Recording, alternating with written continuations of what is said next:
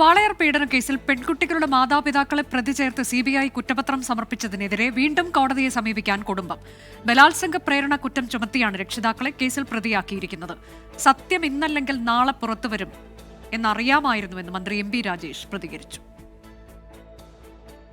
Postmortem റിപ്പോർട്ടിലാണ് മക്കൾ പീഡിപ്പിക്കപ്പെട്ടത് അറിഞ്ഞതെന്നാണ് മാതാപിതാക്കൾ പറയുന്നത്. ബന്ധുവായ പ്രതി മകളോട് മോശമായി പെരുമാറിയത് ശ്രദ്ധയിൽപ്പെട്ടപ്പോൾ വീട്ടിൽ കയറി തല്ലി.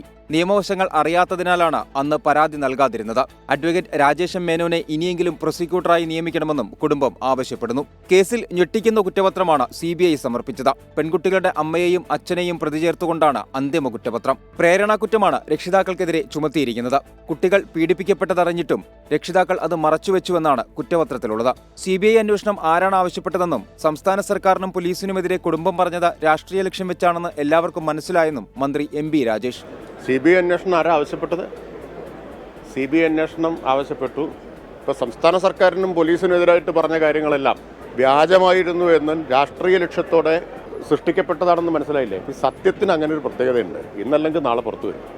2017 13ഉം 9ഉം വയസ്സുള്ള പെൺകുട്ടികളെ ദുരൂഹ സാഹചര്യത്തിൽ വീടിനുള്ളിൽ തൂങ്ങി മരിച്ച നിലയിൽ കണ്ടെത്തിയത്.